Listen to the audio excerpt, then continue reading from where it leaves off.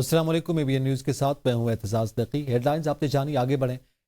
امن کے قیام کے لیے سفارتی محاذ پر دن رات متحرک پاکستان 2 محاذوں پر نہایت کامیابی سے کام کر رہا ہے۔ وزیراعظم شہباز شریف کا قوم سے خطاب، کہا ہم کوشش کر رہے ہیں کہ خطہ اور دوست ممالک تباہ کن جنگ سے نجات پائیں۔ میں نے متعدد مرتبہ ایران اور خلیجی ممالک کے سربراہان سے گفتگو کی۔ پاکستان کی سفارتی کوششیں محض بین الاقوامی کوشش نہیں بلکہ مذہبی فریضہ ہے۔ وزیر خارجہ اسحاق ڈار پوری محنت اور خلوص نیت سے کام کر رہے ہیں۔ فیلڈ مارشل اس عمل میں کلیدی کردار ادا کر رہے ہیں۔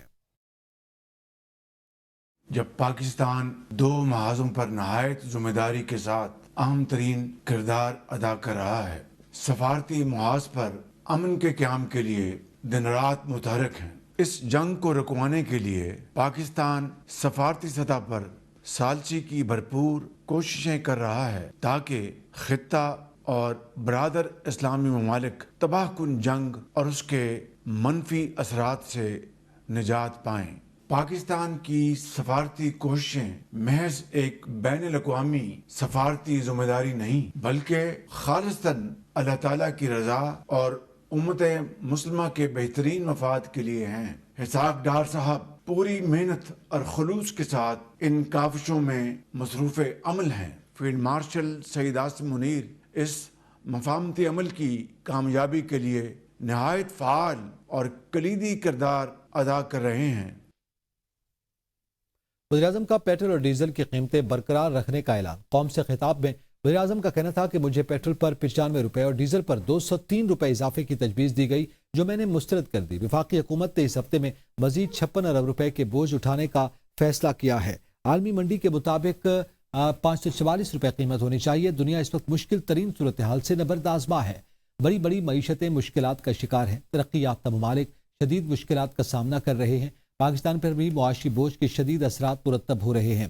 اس طوفان کا مقابلہ کرنے کے لیے پہلے ہی تیاری کر رکھی ہے۔ ترقیاتی بجٹ میں 100 ارب روپے کی کٹوتی کر رہے ہیں۔ عام آدمی پر معاشی دباؤ کم کرنے کے لیے رقم مختص کر دی گئی ہے۔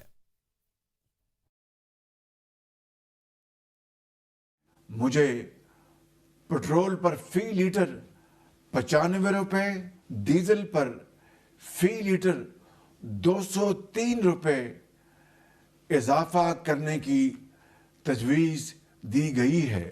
ایک بار پھر مسترد کر دیا ہے۔ اس ہفتے میں مزید 56 ارب روپے کا اضافی بوجھ وفاقی حکومت خود برداشت کرے گی۔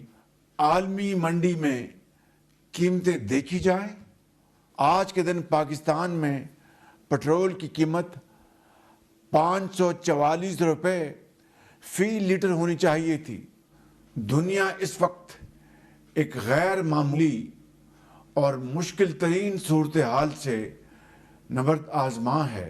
بڑی بڑی معیشتیں بے بسی کی خاموش تصویر بنی ہوئی ہیں۔ ترقیاتی منصوبوں کے لیے مختص بجٹ میں 100 ارب روپے کی کٹوتی عام آدمی پر معاشی دباؤ کم کرنے کے لیے وقف کر دیے۔ بتائیں، جنگ کے خاتمے کے لیے پاکستان کی سفارتی کوششیں جاری ہیں۔ نائب وزیر اعظم اسحاق ڈار اور سیکرٹری اقوام متحدہ انتونیو گوتریس کا رابطہ خطے کی موجودہ صورتحال اور عالمی امن پر تبادلہ خیال کیا گیا۔ سیکرٹری جنرل کا پاکستان کی سفارتی کوششوں کی مکمل حمایت کا اظہار۔ اسحاق ڈار کا ترک اور مصر کے وزراء خارجہ سے بھی رابطہ ہوا۔ نائب وزیر اعظم اور وزیر خارجہ اسحاق ڈار کا چینی وزیر خارجہ وانگ یی سے ٹیلی فونک رابطہ۔ دونوں رہنماؤں کے درمیان خطے کی بدلتی صورتحال اور عالمی امور پر تبادلہ خیال کیا گیا۔ اسحاق ڈار نے تنازعات کے پرامن حل کے لیے مکالمے اور سفارتکاری کی اہمیت پر زور دیا اور پاکستان کی جانب سے خطے میں کشیدگی کم کرنے اور سفارتی کوششیں جاری رکھنے کے عزم کا اظہار کیا۔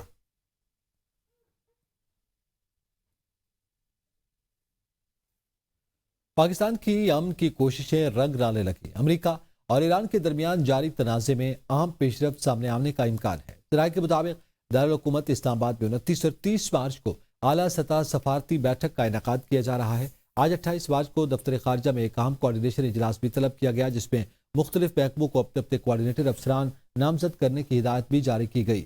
حکام کا کہنا ہے کہ اجلاس میں اہم عالمی شخصیات کی آمد متوقع ہے جس کے پیش نظر VVIP سیکیورٹی انتظامات مکمل کرنے کی ہدایات جاری کر دی گئی ہیں۔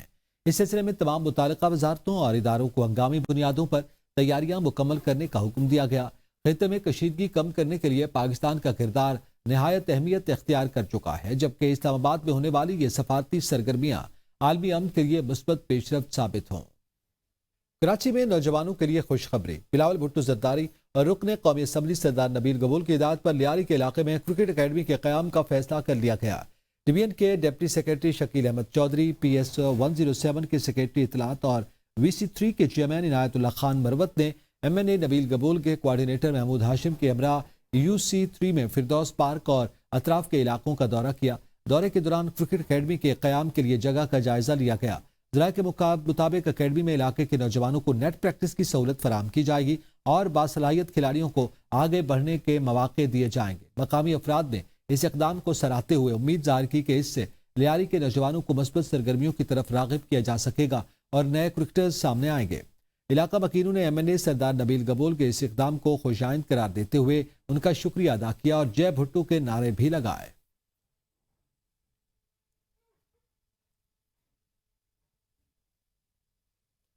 پاکستان اور آئی ایم ایف کے درمیان سٹاف لیول معاہدہ طے پا گیا، جس کے بعد معاشی محاذ پر اہم پیش رفت سامنے آئی ہے۔ آئی ایم ایف کے مطابق منظوری کے بعد پاکستان کو توسیع فنڈ سہولت ای ایف ایف کے تحت $1 ارب تک رسائی حاصل ہوگی، جبکہ resilience and sustainability facility R S F کے تحت مزید $21 کروڑ دستیاب ہوں گے۔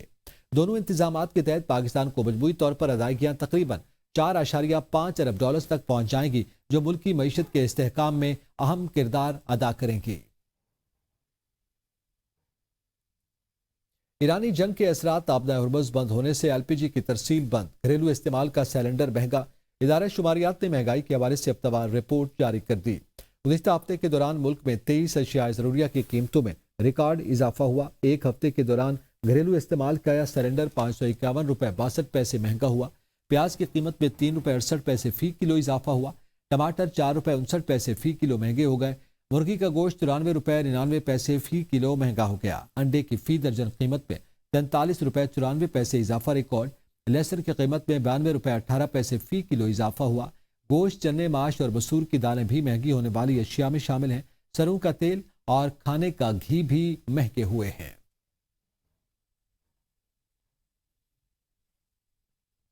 سینٹ کی قائمہ کمیٹی برائے داخلہ کے اجلاس میں اہم حکومتی بل کی منظوری۔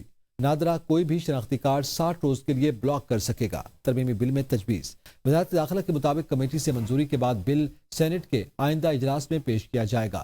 شناختی کارڈ حساس اور نیشنل سیکیورٹی دستاویز ہے۔ شناختی کارڈ کا غلط استعمال سیکیورٹی اور معیشت کے لیے خطرہ بن سکتا ہے۔ جرائم پیشہ افراد قانونی کارروائی سے بچنے کے لیے بہانے بناتے ہیں۔ ترمیم کے ذریعے نادرا کو شناختی کارڈ بلاک کرنے کے اختیارات ملیں گے۔ گلگت بلتستان میں زلزلہ 4.2 سے 5.5 شدت تک کے جھٹکے ریکارڈ کیے گئے ہیں۔ جیولوجیکل سروے آف پاکستان کے مطابق پہلا زلزلہ رات 2:03 پر ریکارڈ ہوا، جس کے بعد وقفے سے مزید جھٹکے محسوس کیے گئے۔ زلزلوں کا مرکز وادی چپورسن کے جنوب میں بتایا جا رہا ہے۔ غیزر، گلگت، ہنزا، دگر، تیامر اور بلتستان کے مختلف علاقوں میں بھی جھٹکے محسوس کیے گئے۔ ماہرین نے صورتحال کو ارتھ کوئک سوارم قرار دیا ہے۔ یہ سرگرمیاں ٹیکٹونک پلیٹوں کی حرکت اور فعال فالٹس کے باعث ہیں۔ حکام کا کہنا ہے کہ یہ کسی بڑے زلزلے کا پیش خیمہ نہیں ہے۔ عوام خوفزدہ نہ ہوں، احتیاطی تدابیر اختیار کریں۔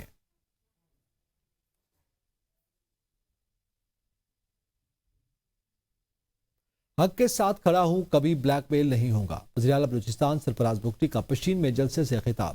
کہا بلوچستان کا امن خوشحالی ہماری ترجیح ہے۔ صوبے کے غیور عوام ترقی اور امن چاہتے ہیں۔ پاکستان کو نقصان پہنچانے کی اجازت نہیں دیں گے۔ ہم نے 40 سال تک افغان بھائیوں کی خدمت کی۔ افغان بھائیوں نے ہمیں اچھا صلہ نہیں دیا۔ افغانستان سے پاکستان میں دہشت گردی ہو رہی ہے۔ کسی کو بھی قتل و غارت کی اجازت نہیں دیں گے۔ آئیے عہد کریں کہ کبھی بھی پاکستان کے ساتھ بے وفائی نہیں کریں گے۔ قتل و غارت کرو کہ سرفراز بگٹی مظلوم کے ساتھ کھڑا ہوگا، ظالم کے ساتھ آپ مجھے کبھی نہیں دیکھیں گے۔ یہ جلوسوں سے میں محروب نہیں ہوں گا، میں بلیک میل نہیں ہوتا ہوں۔ یہاں کے لوگوں کے ساتھ محبت کے ساتھ پیش آئیں گے۔ ہم نے 40 سال تک افغان بھائیوں کی خدمت کی۔ اس بھائی چارے کا جو صلہ ہمیں ملا، وہ صلہ ہمیں اچھا نہیں ملا۔ مت قتل و غارت کرو، یہاں پر مت مسجدوں میں دھماکے کرو، मत हमारे मासूम लोगों को शहीद करो। ये नहीं हो सकता है कि आप किसी और मुल्क पे मासूम लोगों का कत्ल गारत करें। हम पाकिस्तान के एक इंच को इंशाअल्लाह ताला नुकसान पहुंचाने नहीं देंगे। ईरानी हैकर्स अदाला हैक टीम ने दावा किया कि उसने FBI चीफ काश पटेल के अकाउंट को हैक कर लिया है। ग्रुप के मुताबिक ये कार्रवाई FBI की जानिब से उनके डोमेन जब्त किए जाने और अराकीन की सर की कीमत $10 मिलियन मुकर्रर करने के रद्द-ए-अमल में की गई। अंदाला हैक टीम, जो एक फ़लस्तीनी अलामती किरदार के नाम पर रखी गई है, माजी में सेहूनी तंसीबात और मुखालफिन को निशाना बनाती रही। अमरीकी हुक्काम इस ग्रुप को ईरान की वजारत इंटेलिजेंस से मुंसलिक करार देते हैं, जिसकी बुनियाद मुश्तरका IP एड्रेसेस और लीक डाटा के तज्जिए पर रखी गई है। और साइबर सिक्योरिटी माहिरीन के मुताबिक अगर ये दावा दुरुस्त साबित होता है तो ये अमरीकी आला सतही सिक्योरिटी निज़ाम में संगीन कमजोरियों की निशानदही करता है, खास तौर पर ऐसे वक्त में जब अमरीका और ईरान के दरमियान साइबर महाज पर कशीदगी बढ़ रही है।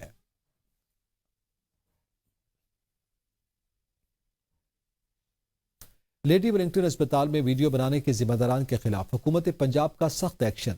ऑपरेशन के दौरान मरीजों की मुबैना वीडियो बनाने पर 4 लेडी डॉक्टर्स मुअत्तल कर दी गई हैं। सेक्रेटरी स्पेशलाइज्ड हेल्थ की जानिब से head of department gynae unit 1 को शोकाज नोटिस जारी। बजाज अथॉरिटी ने डॉक्टर्स की गफलत और क्लिनिकल फराइज की अदायगी में कोताही पर जवाब तलब कर लिया। MS लेडी वेलिंगटन अस्पताल डॉक्टर फरा इनाम और head of gynae department professor doctor अजमा हुसैन ने 3 रोज में जवाब तलब किया। 4 डॉक्टर्स डॉक्टर तैयबा फातिमा तूर, डॉक्टर माहम अमीन, डॉक्टर जैनब ताहिर और आयशा अफजल की पोस्ट ग्रेजुएट ट्रेनिंग को मुअत्तल कर दिया गया है। सूबाई वज़ीर ख्वाजा सलमान रफ़ीक का कहना है कि वीडियो बनाना मेडिकल अखलाकियात के मुनाफी और मरीज के वक़ार को मजरूह करने के मुतरादिफ है। सेक्रेटरी सेहत पंजाब अजमत महमूद ने कहा कि मुकर्ररा वक्त में तसल्ली बख्श जवाब जमा करवाने की सूरत में तादीबी कार्रवाई शुरू कर दी जाएगी।